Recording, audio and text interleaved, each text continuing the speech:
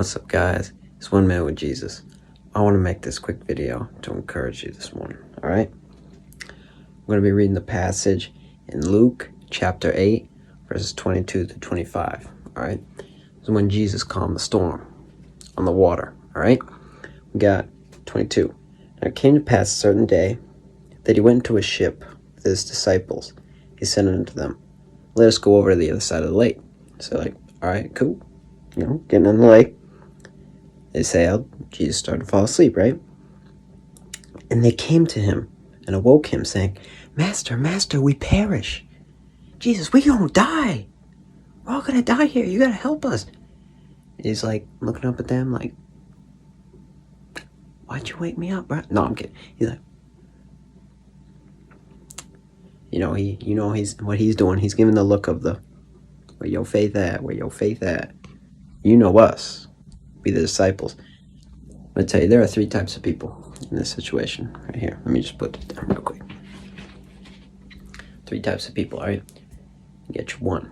You got your panickers. These are the people, something like this happens, they're going all over the place. They're worrying. They're going, let me call everybody in my contacts. I don't know what I'm going to do. What am I going to do? They're screaming. They're worrying. They're crying.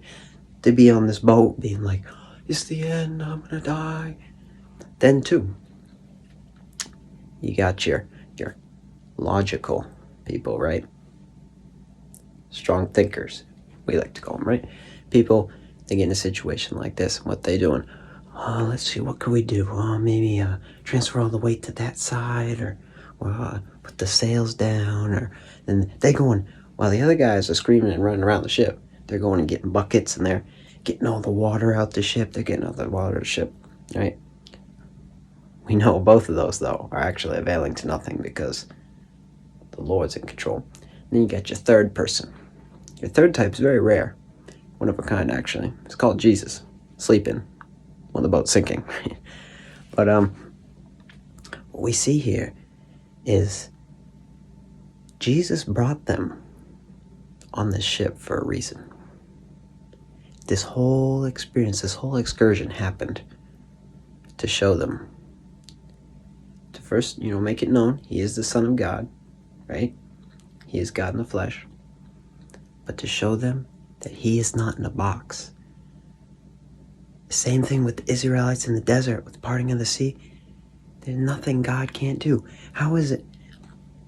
Logically, you would think the person who could heal people, bring people back from the dead, do all these things, he could get you out of a jam in a boat in a storm, right?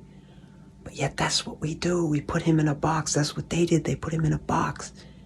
They thought, yeah, he can heal people and stuff like that, but what are we gonna do? Now this is a nature thing. And what did Jesus do? In verse 24, after they said, Master, we perish, then he arose and rebuked the storm. He rebuked the wind, rebuked the raging water, and they ceased, and there was calm. The Lord will bring calmness in your life. He'll bring peace in your life. What did he say to them? Verse 25, and he said unto them, where's your faith? And they being afraid, wonder, saying one to another, what manner of man is this? For he commands, and the winds and the water, they obey him. Even nature has to obey the Lord. And you know what? Just how nature has to obey him, I'm saying anything in your life has to obey the Lord. Your job, time itself. We forget God created time. God created literal time. He created you. He created everybody in this world. And you're worried you're not going to make it to work on time. You're worried you're going to slip and fall in your driveway. God's got a plan for your life. He wants you to know that, all right? I don't know what the storm in your life is.